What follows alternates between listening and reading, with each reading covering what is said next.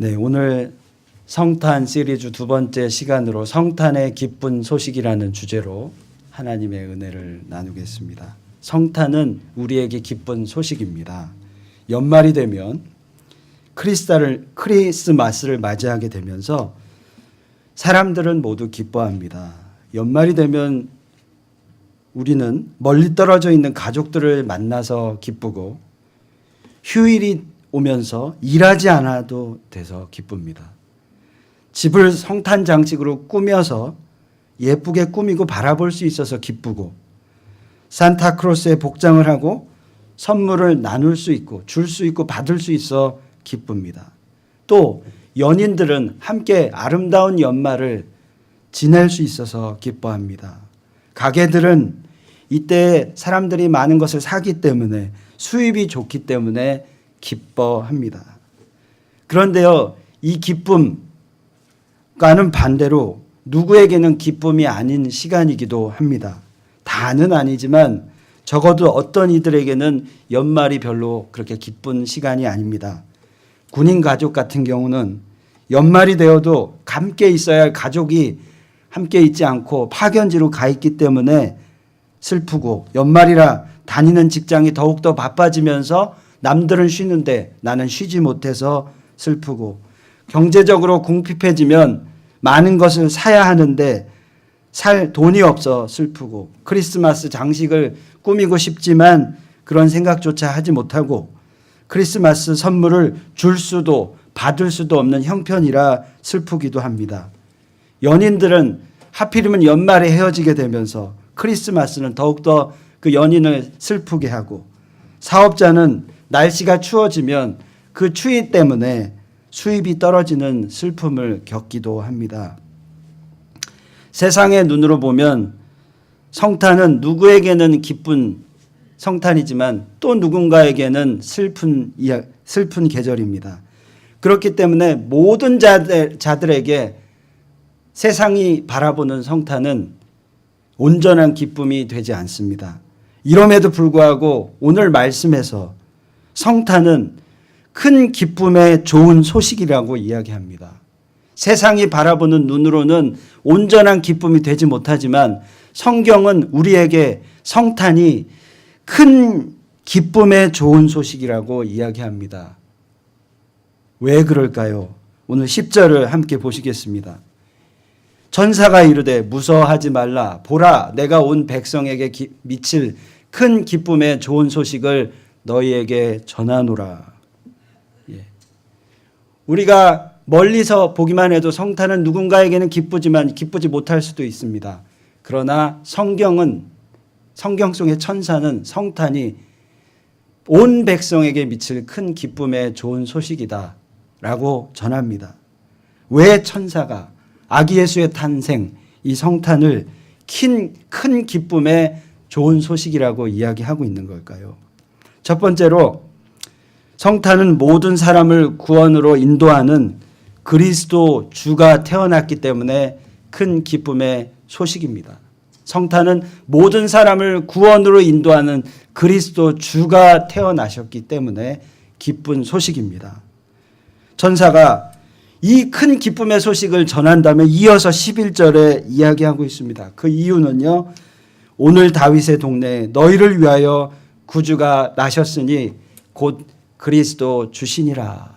큰 기쁨의 소식인 이유는 다윗의 동네에 너희를 위하여 구주가 나신다. 그는 그리스도 주시다 라고 이야기하고 있습니다.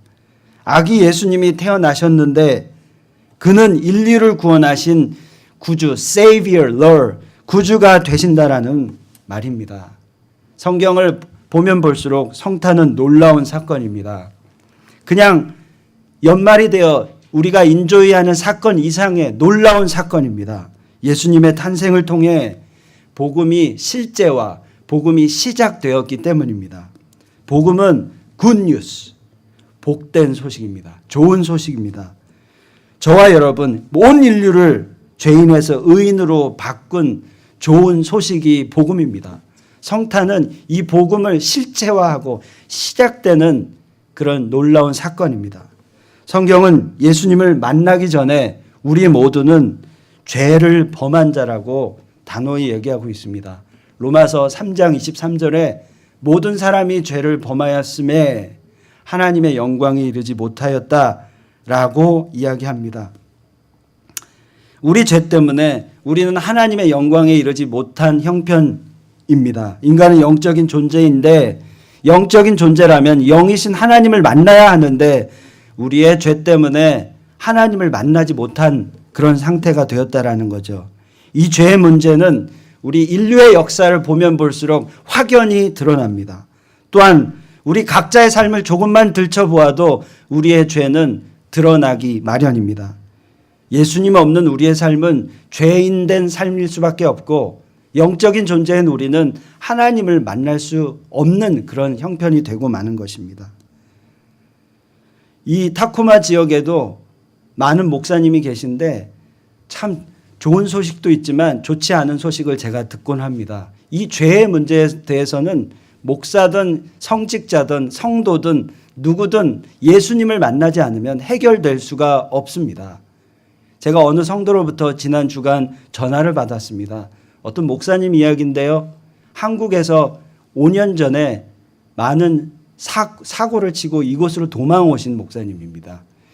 그 타코마 지역에도 그런 목사님이 이름을 바꿔서 목회를 또 하고 계신 거예요. 물론 회개하고 돌아섰다면 하나님이 용서하시고 사용하시겠지만 여전히 그 수법, 그 방법 그대로 사용하시는 목사님의 이야기를 들었습니다. 참 가슴 아팠어요. 예수님이 없으면 누구나 똑같이 죄인이라는 사실을 우리에게 알려주고 있습니다. 예수님으로부터 회개치 않으면, 예수님 앞에 변화되지 않으면 우리 모두는 죄인일 수밖에 없다라는 거죠. 그 성도님이 슬퍼하며 그 목사님의 실체를 깨닫고 저에게 호소하는 이야기를 들었을 때 저는 참 가슴이 아팠습니다. 크리스마스의 화려함, 이러한 세상의 것들, 세상의 화려함 뒤에 감춰진 우리의 연약함들, 이런 것들이 우리에게는 여전히 남아 있습니다. 겉모습은 우리에게 화려해서 기쁨이 되어줄 줄은 모르겠습니다. 하지만 크리스마스에, 세상이 바라보는 크리스마스의 그 장식의 화려함도 잠시뿐인 것입니다. 만약에 생각해 보십시오. 지금 이렇게 크리스마스 장식이 아름답게 되어 있는데요. 이것이 1월, 2월까지 계속 이어진다라고 생각해 보십시오. 지금은 화려하고 아름다울지 몰라도 철지난 크리스마스의 장식은 참 초라하고 거추장스러운 것밖에 되지 않습니다. 2월, 3월인데도 크리스마스 트리가 있다면 우리의 생각은 와 멋있다 이게 아니라 아이고 저걸 좀 치워야 되는데, 먼지 쌓인 저 트리를 빨리 치워야 되는데, 이런 생각밖에 들지 않습니다.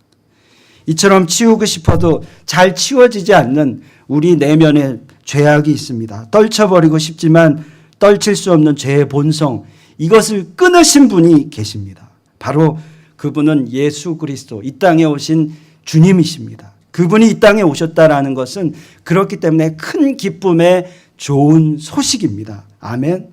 주님이 이 땅에 오심은 그 어떤 것보다도 기쁜 소식입니다. 순간은 화려할 수 있어도 철이 지나면 거추장스러운 우리의 죄 딱지들을 다 떼어버리신 주님, 이 땅에 오신 그 예수님의 소식은 그래서 기쁜 소식입니다.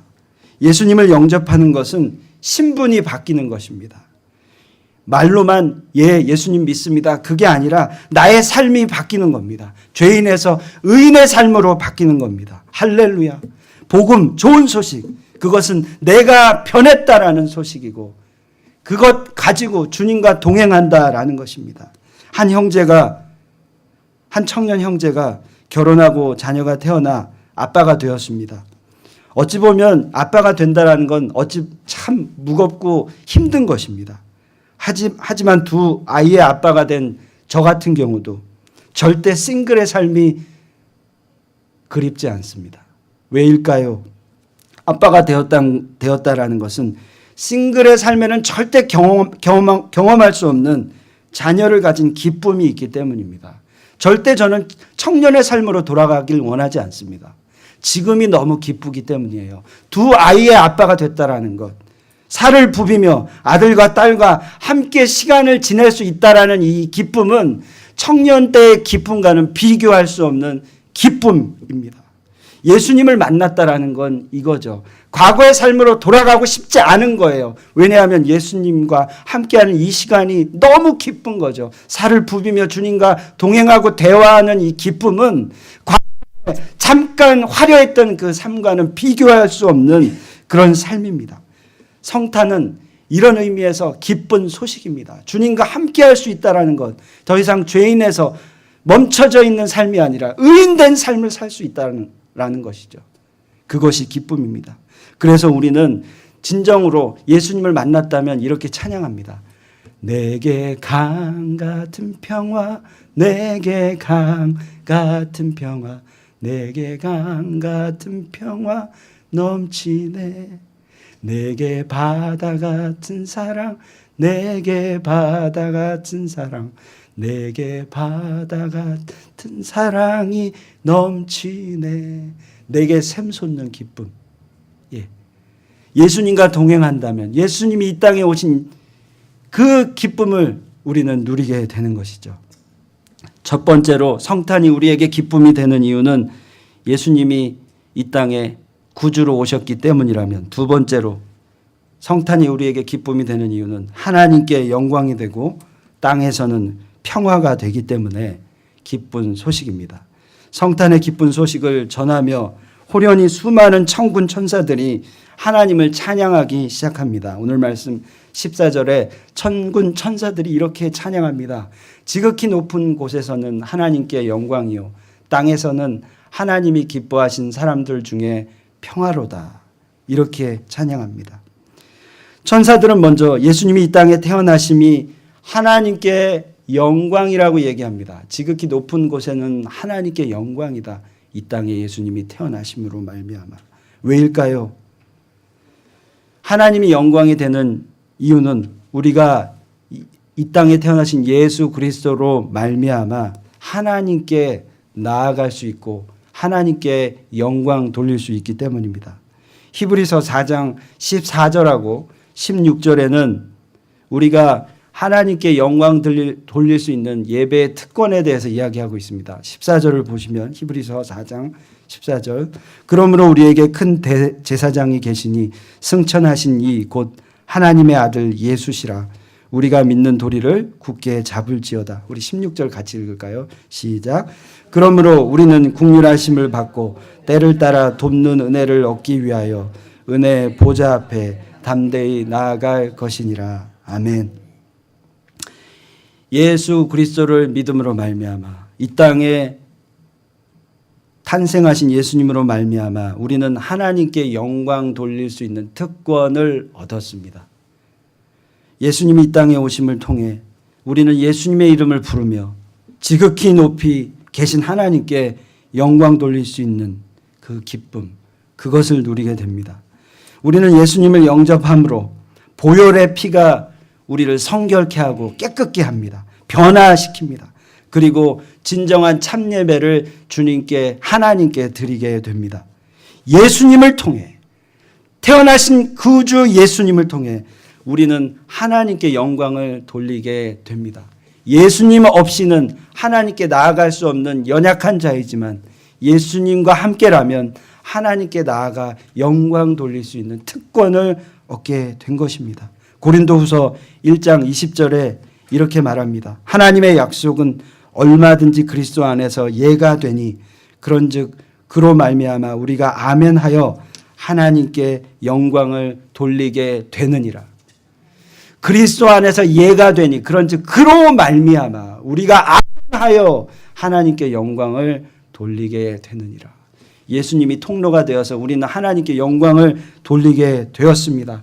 그것이 하나님을 만나고 하나님을 대면하며 영광 돌리는 기쁨이 된 것이죠. 이스라엘, 구약에 보면 이스라엘은 솔로몬 이후 히스기야 왕 때까지 무려 200년 동안을 유월절 이후에 7일 동안 누룩 없는 빵을 구워 먹으며 사람들의 부정한 허물을 씻는 무교절 잔치가 없었습니다.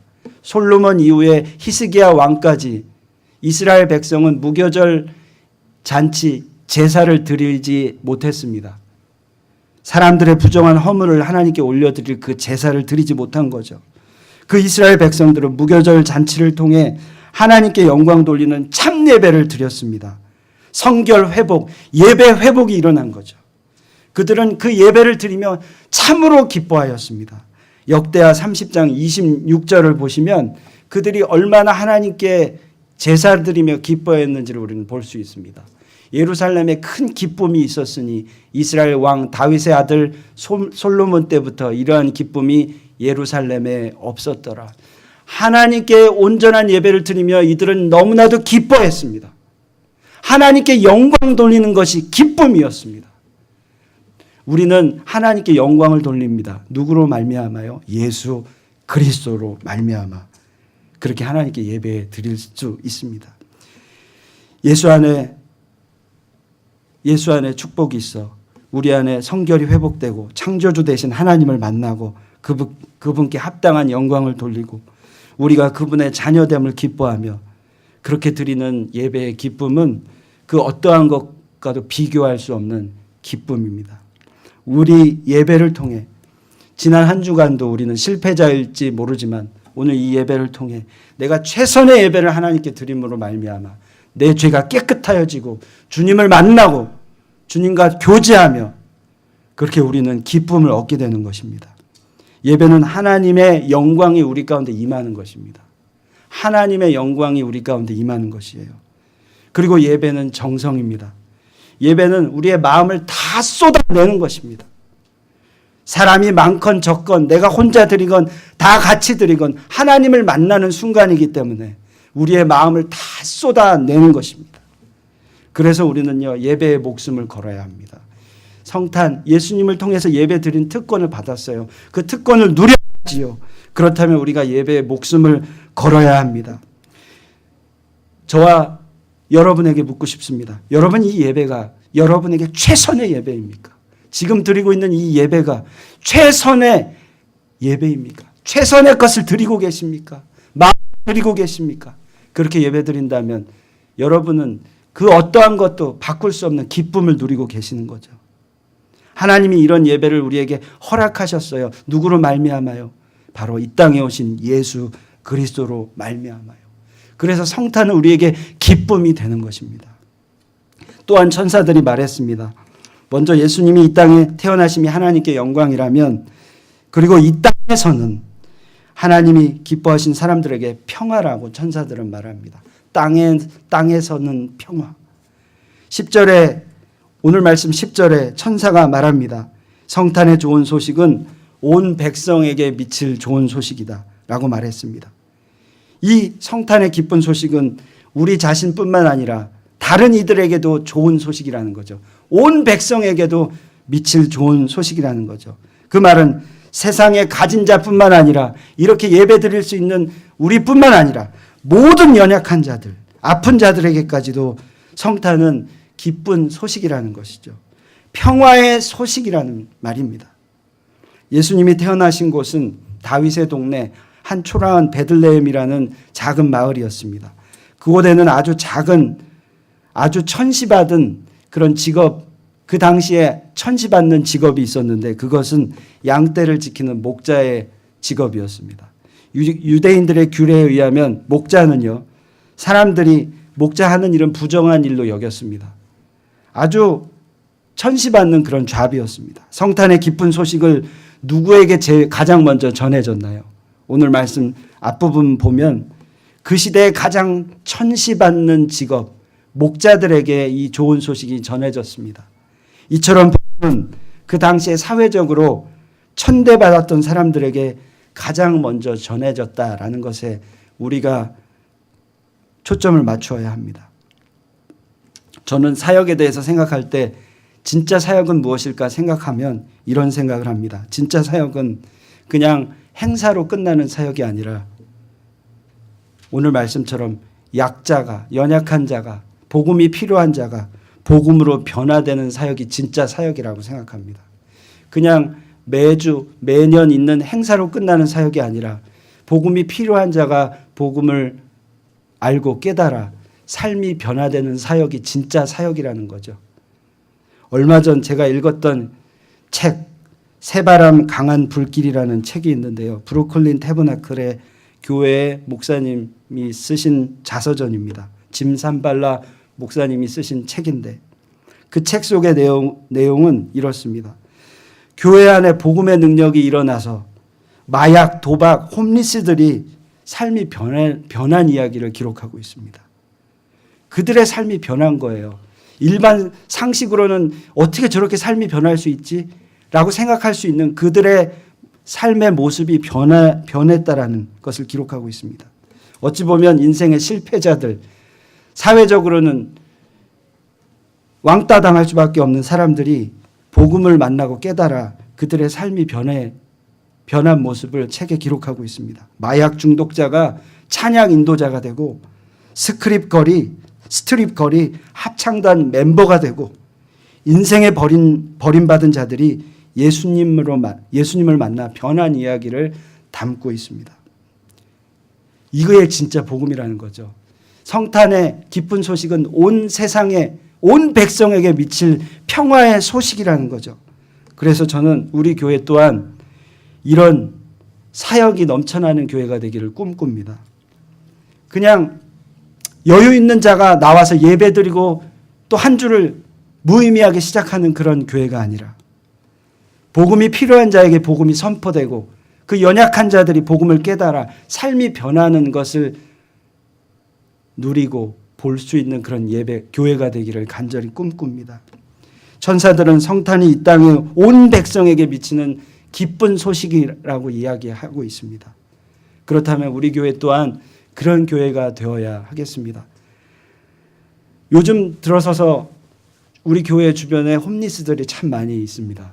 아침에 새벽에 이렇게 일찍 오면 요 입구에서 자고 있다가 이불도 아직 정리가 되지 않은 채 두세 명의 홈리스들이 자고 부시시한 눈으로 저를 바라보고 있습니다.